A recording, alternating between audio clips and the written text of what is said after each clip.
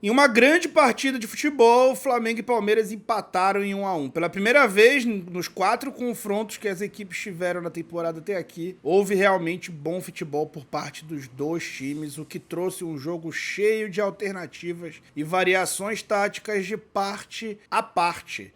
Eu vou te explicar todas elas nesse vídeo, mas se você quiser aprender a identificar isso em tempo real e talvez fazer disso uma profissão, você pode aproveitar aqui a promoção do Laboratório do Futebol, que trouxe um combo de oportunidade para vocês. Você pode ter 3 cursos por R$290. Um deles vai ser o Explorando o Jogo, aquele que estava em promoção, que eu ofereci para vocês nos últimos vídeos. Somado a ele, você vai ter o Minha Primeira Renda com Futebol, que vai te dar todo o conhecimento comercial e técnico mais aprofundado na análise de desempenho. E também o curso de edição de vídeo. Nada você consegue fazer se você não conseguir demonstrar de forma clara aquilo que você está analisando. Então, o curso de edição de vídeo também complementa ali as tuas ferramentas para, de fato, conseguir monetizar o seu trabalho, né? Afinal de contas, o conhecimento, se ficar só dentro da nossa cabeça, adianta de pouca coisa nesse mercado competitivo. Então, você vai ter 3 em 1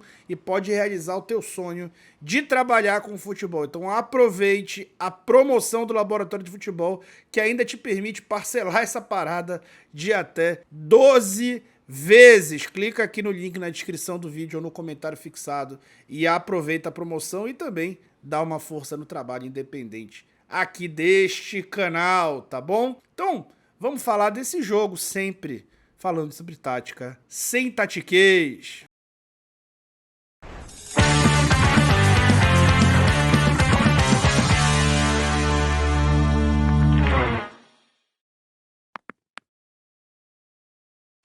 Vamos diretão primeiro entender esse Palmeiras, que mudou a escalação nos 3 jogos, né? No primeiro jogo ele colocou o Richard Rios aberto e fez um lateral base ali com o Giai, fazendo os 3 zagueiros, só com 2 zagueiros e um lateral. Depois ele fez a história dos 2 atacantes no jogo de volta, que até trouxe bastante dificuldade para o Flamengo, que não conseguia marcar aqueles cruzamentos, né? Deixava o Palmeiras progredir. E dessa vez ele preservou praticamente todos os homens de defesa, do Aníbal Moreno para trás e o centroavante, e mudou todo o resto do time. Isso também tem a ver com a Libertadores, mas não dá para dizer assim que ele poupou muita gente. Ele poupou de fato o Rafael Veiga. O resto ele equilibrou ali. Ele é um cara que mexe nos times ali quando ele tem uma ideia tática sobre algum jogo. Fato é que ele voltou a colocar o Gomes mais por dentro, né, para evitar que o Flamengo explorasse um pouco a inércia dele ali, a baixa mobilidade ou a menor mobilidade dele com relação aos outros zagueiros. E ali o Flamengo foi jogar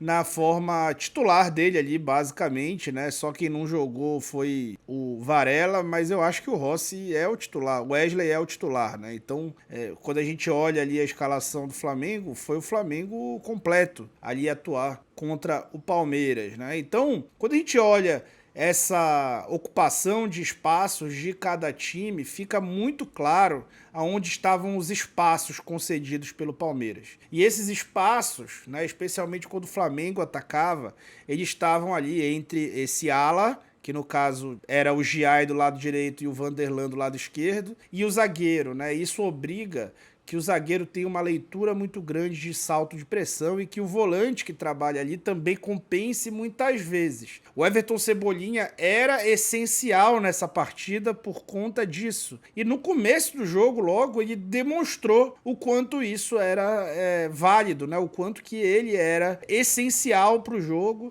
E foi muito bem ali enquanto teve em campo, né?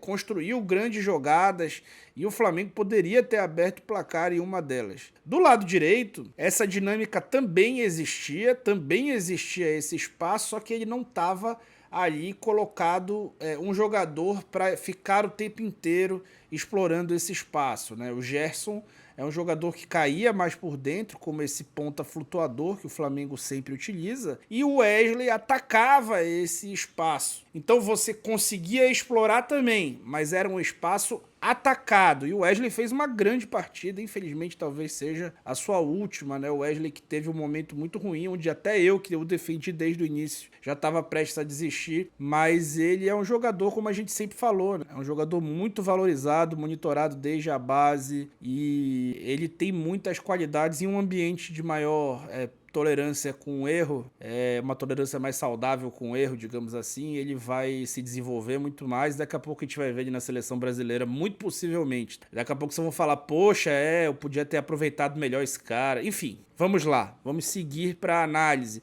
Deixa o teu like aí, aliás, tá? E se inscreve no canal. Bora seguir. E isso fez, essa dinâmica fez com que o Flamengo basicamente atacasse do lado esquerdo, né? Então a primeira etapa inteira o Flamengo forçou o jogo do lado esquerdo do seu ataque direito da defesa. Lado esquerdo que contou ali com uma baixa terrível, né? O Everton Cebolinha saiu novamente lesionado, mas essa infelizmente será a sua última lesão da temporada. Por quê? Porque ele não vai mais conseguir atuar na temporada, né? O Cebolinha vai passar por uma cirurgia no tendão de Aquiles e o Flamengo vai precisar contratar, tá? É muito óbvio que o Flamengo vai precisar contratar e já perdeu um bocado de tempo. Então, claro que o elenco é rico ainda, claro que o elenco tem sim opções, como por exemplo a opção que o Tite utilizou nessa partida, que eu vou já mostrar, mas é uma notícia péssima de um dos melhores jogadores do Flamengo na temporada que não consegue mais ficar em campo. Então depois aí tem que analisar o que aconteceu, é preciso aprender com o que aconteceu com o Cebolinha, não sabemos exatamente de quem é o erro, inclusive pode ser do próprio atleta, mas isso precisa ser aprendido para que não seja repetido. Pois bem, seguindo aqui para a partida, o que aconteceu, né? Primeiro, o Flamengo com o Cebolinha tinha uma ocupação de espaço, e vamos olhar só para o Cebolinha e para o Ayrton Lucas aí na imagem, ele tinha uma ocupação de espaço muito racional. O Ayrton e o Cebolinha se dão muito bem, né? E são muito entrosados. Enquanto um fecha, o outro ultrapassa por trás. Caso o Cebolinha abrisse, o Ayrton ultrapassaria por dentro, né? É muito comum isso, o Abel Ferreira já falou sobre isso. Então essa dinâmica estava muito bem definida, né? E ela só é possível porque o Cebolinha é um cara que joga muito aberto e trabalha com o pé direito. Mas quando entrou o Luiz Araújo no lugar do Cebolinha, o que aconteceu? Houve um problema de ocupação de espaço, né? O Ayrton e o Luiz competiam pela mesma faixa do campo, muito por conta do pé dominante. Então o time continuou aproveitando esse espaço na lateral do bloco. O Luiz, inclusive, colocou a Arrascaeta na cara do gol, né, fez uma boa partida. O Gerson, quando caiu por ali, colocou o Pedro também em condição de finalizar, uma bola na trave ali, com uma defesa do Everton. Mas esses dois começaram a competir pelo mesmo espaço e o Flamengo ficou com mais dificuldade para construir jogadas. E aí vem a grande mudança que o Tite fez do primeiro para o segundo tempo, né? Ele inverte Luiz Araújo e Gerson e deixa o Gerson flutuando também, mas pelo lado esquerdo, ou seja, basicamente um meia esquerda que não ocupava muito o corredor, deixando ele completamente livre pro Ayrton Lucas ocupar esse espaço. E não foi à toa que na hora do gol, essa foi a dinâmica, né? O Gerson fechado ali, o De La Cruz recebendo uma jogada que iniciou pelo lado esquerdo, até o Luiz Araújo do lado esquerdo ali, junto com a Arrascaeta, do lado direito ali, junto com a Arrascaeta construindo. E ali a bola chega pro De La Cruz, o Gerson vai fazer a ultrapassagem, vai cruzar para a área e o Arrascaeta vai fazer o gol aos 23 minutos, ou seja, o Flamengo tinha ali a vantagem construída já na reta final da partida. Um time que era melhor em campo, que merecia a vitória parcial e que já tinha conquistado teoricamente ali, bastava não sofrer gol e levar o jogo até o final. Depois disso, o Tite precisou fazer, digamos assim, mudanças, né? E essas mudanças trouxeram um recuo, não as mudanças de peça, mas a mudança tática que ele acabou fazendo, mesmo independente de mudança de peça. Eu vou te explicar agora. O que acontece? O Flamengo, quando marca, né, adversários altos dentro de casa, e é por isso que o Flamengo é um time extremamente confiável quando atua em casa, né? É muito raro perder pontos em casa, até em grandes enfrentamentos. O que aconteceu nesse jogo diante de um grande adversário é uma coisa incomum e tem que sempre ressaltar a qualidade do time do Palmeiras. O que acontecia? No início do jogo ali, quando o Flamengo não tinha condicionado o placar ainda, ele estava marcando os zagueiros abertos com os extremos ali. Os pontas do Flamengo marcavam esses zagueiros abertos para bloquear o passe, digamos, desses zagueiros até os alas. E o que aconteceu depois? Esses extremos passaram a marcar mais recuado. Ao invés de marcar o zagueiro passar até o ala, eles marcavam diretamente os alas. E aí geravam esse recuo inteiro do bloco. Por quê? Porque se eles estão mais altos, eles obrigam o bloco a subir para se manter compacto. Mas se eles estão mais baixos, eles determinam a altura do bloco. E aí, depois das mudanças do Abel Ferreira, você pode notar que aí já tá jogando o Luigi e o Rony jogando em dupla. É de novo da forma como ele fez no meio de semana. O Flamengo voltou a padecer com os cruzamentos. Então ele voltou a padecer de um mal que ele já conhecia. E aí não tem como não culpar a comissão técnica. É claro que o Flamengo poderia não ter sofrido gol. Ele poderia ter feito algum gol no contra-ataque, mas, cara, não tinha nem ninguém ali pra contra-atacar. O Flamengo tava com o Gabriel, com dificuldade ali de dar sequência em jogadas, apesar de depois ter sido sacrificado por conta do Vinha, né? Fatalidade. O Luiz Araújo já extenuado, o Gerson nem se fale, o Arrasca também, então não tinha gente rápida para contra-golpear. Então acaba que você passou a partir desse momento virar um passageiro da agonia. E eu mostro aqui, né? O Palmeiras, olhem aí esse gráfico, ele mostra o número de cruzamentos certos e errados do Palmeiras a cada 15 minutos do jogo. Então, do 0 ao 15 minutos, 0 cruzamentos, dos 15 aos 30, 0 cruzamento, dos 30 aos 45, 1 cruzamento certo e nenhum errado, dos 45 aos 60, 1 cruzamento errado e nenhum certo, dos 60 aos 75, 1 cruzamento errado, nenhum certo. E olha aí, dos 75 até o fim do jogo, foram 8 cruzamentos, 7 errados e 1 certo. E o cruzamento certo, a gente lembra qual foi, a bola no Rony. E dali, gerou o gol. Fato é que o Flamengo perdeu terreno e ali permitiu que o Palmeiras colocasse as tais bolas na área do Flamengo. Bolas na área que eu acho que a gente tem que compreender o que aconteceu. O Flamengo tem uma regra de ação de que depois do rebote do escanteio, o Flamengo, assim como todos os times do Brasil, basicamente, defende com os 10 jogadores de linha dentro da área as bolas paradas. O Gerson foi quem cabeceou a bola para fora, para frente da área, e ele próprio teve que correr para tentar abafar o cruzamento.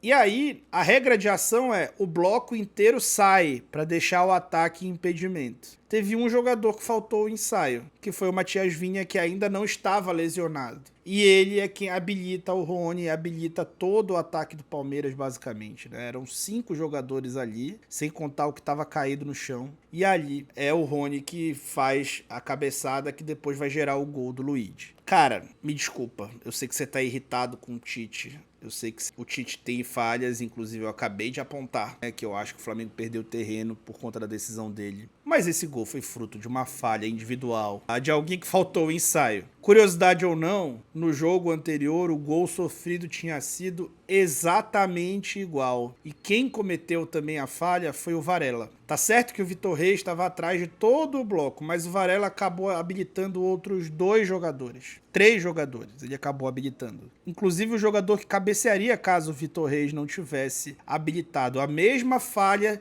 de regra de ação. Todo mundo saiu, o Vinha não saiu, todo mundo saiu, o Varela não saiu. Vocês sabem o que o Vinha e o Varela têm em comum? Os dois estiveram fora do Flamengo por 1 mês ou mais. 8 partidas em que eles não tiveram, sendo treinados pelo técnico que treina os outros. Basicamente, os dois faltaram o ensaio e, para piorar, eles atuaram sob comando de um outro técnico e adivinha a regra de ação do outro técnico? Sustentar a linha defensiva e sair só com o resto do time. Ou seja, Varela e Vinha estavam com a cabeça na regra de ação do outro técnico. Olha o prejuízo intangível da data FIFA no meio da temporada. Isso, gente, é gravíssimo. Faltou treino? Sim. Tá mal coordenado? Sim. Mas quem é que tá errando? Os caras que não estavam lá. Os outros estão errando?